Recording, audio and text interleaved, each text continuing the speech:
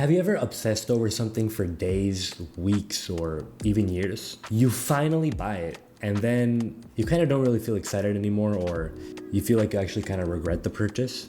Yeah, that happens to me too. You just bought the new iPhone, or some brand new Jordans, or that brand new shiny apartment, and you feel amazing, full of adrenaline and excitement at the beginning.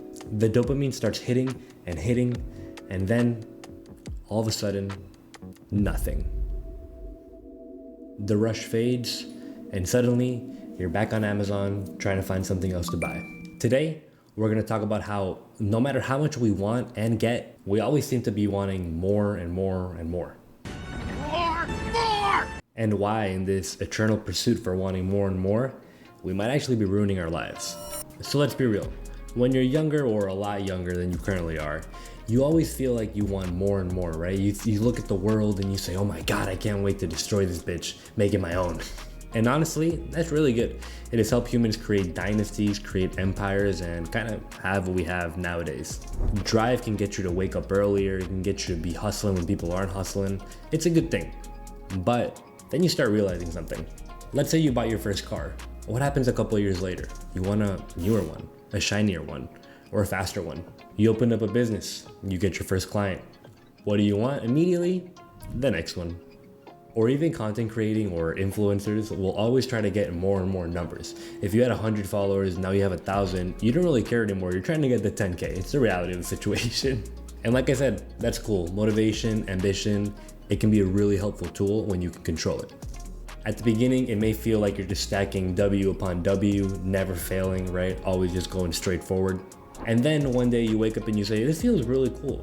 Maybe if I just get this one more thing, I can finally pause. I can finally chill out. Which that'll never happen, by the way, you won't, but keep telling yourself that.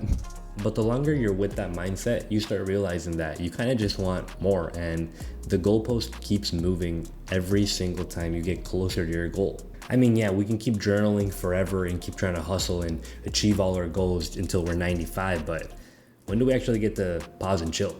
Or when will I want to stop buying shit? It feels like we're trying to pour water into a cup that never fills. It just keeps being empty. And like I said, that can ruin your life, it can ruin your enjoyment of your life, and it can ruin other people's lives as well, or at least people that associate with you. So we gotta be careful, and more importantly, we have to understand why it happens. Please, sir, I want some more. What? Please, sir, I want some more. What's up, you guys? Your boy SwarmTrying, and let's talk about a little treadmill that I enjoy. The hedonistic treadmill, which is basically a scam that your brain just runs on you constantly throughout your entire life. It's really easy to understand what it means. Basically, you say that you're gonna be happy when you hit X, and then you start getting closer or hit the goal you said you wanted to. And guess what? It feels awesome, right? A couple hours go by, you're feeling lit, you're feeling happy, but then days and weeks go by and nothing. Your dopamine starts going down immediately, and your brain starts to look at you like, what's next, buddy? And although many people might say, oh, what does it matter? I'll tell you why it matters. Because every time that something like this happens, your expectations of what will make you happy get higher and higher and higher. Let's say you wanted a dream job, right? You've been working weeks and months, you've been building that CV, you're locking in, and you finally get it. Look at me in the eyes and tell me that in 8 months or 10 months or even a year, you're not gonna look at yourself in the mirror and say, I think it's time for a promotion. Okay, that's normal job progress, sure. Maybe you always wanted to work from home, right? You always wanted to be chilling at home, doing whatever you wanted to. You finally got the option to work from home, but what happens? A couple weeks go by, you haven't shaved, you're looking scrubby, and you start feeling like that one time SpongeBob and Patrick were hungover from just slamming too many milkshakes, you know what I mean? Waiter, let's get another round over here. I mean, ask someone that makes a lot of money, like $200,000+ a year. Ask them if they would have been happy decades ago, only making 70K or 80K a year. They'll most likely say yes. And that's because it basically never ends. Your brain, and everyone's brain for that matter, is made to adjust. It's made to always feel normal, or try to feel normal. So it'll adjust to your mental state, your emotional state, and basically whatever you got. This is all I got. This right here is why people like billionaires still feel stressed. Because if you gave me a beat right now, trust me, buddy, I would not be working. So if I find that some particular thing is causing me to have stress.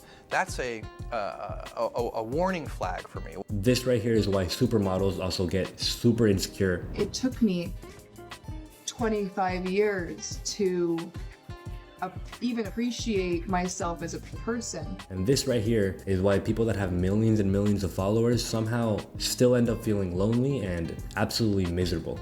You can kind of imagine this treadmill that you're on to be one of those things that are impulsed by the kinetic energy, so by you running on it. So basically, the faster you run, the faster this bitch moves, bro. You really can't stop it no matter what. I'm gonna keep it real with you right now. First you start jogging, then you start sprinting, and then all of a sudden you feel like you're training for the NFL Combine draft. You're sprinting up these hills and you're like, why am I going this fast? I'm actually having a pretty chill time. And coach, I don't think I'm gonna make it to the league. I'm kind of old and my knees are starting to hurt. Can you please put someone in to do this for me? Real quick guys, before you skip me, please hit me with a like, sub, share, comment, whatever, you already know the drill. We're pretty close to 200 subscribers, so help me make it there, and we're gonna Tokyo Drift our way down to 500, but that's gonna be soon, not now. For now, we focus on the 200, my people, all right? Back to the video, thanks a lot. And here's when I have to tell you something super important, because I feel that if you don't do this, you basically just live a tragic life until you end, full stop. It seems really cool to always be on that grind and hustle culture, but it kind of stops you from sitting back and thinking of what you actually want in life or what actually makes you happy. It's very easy to say, oh, I'm gonna be happy when I reach money, power, influence, whatever. But what happens when you actually reach it? Do you really think that people that have $3, $4, $5 billion are just always happy and never get sad or fight with their spouse or have their kids distance themselves from them? I mean, sure, they don't have bill collectors or landlords trying to make them pay their rent for the most part.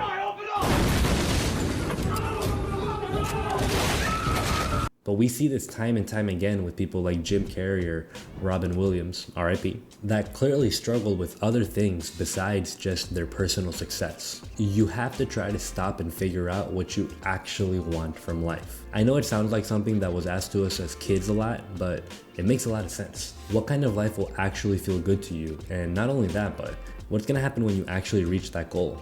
Because if you're not setting impossible goals for yourself, which you shouldn't be in the first place, you're eventually gonna reach it. So what happens then? If you don't ask yourself this and make it abundantly clear, you're gonna run into issues later down in your life. You're gonna end up trapped and you're basically seeking validation from a future self that doesn't even exist yet. And not only that, but the people around you, they start getting left behind too. You're gonna miss a lot of moments when you're always plotting and hustling. You're gonna ignore real relationships as well because you don't think that they're gonna be productive enough. That's a real thing too, you can look it up. And eventually, you're just gonna burn yourself out and you're gonna have nobody to rely on. And let me make this clear, wanting to grow and wanting to hustle is not a bad thing.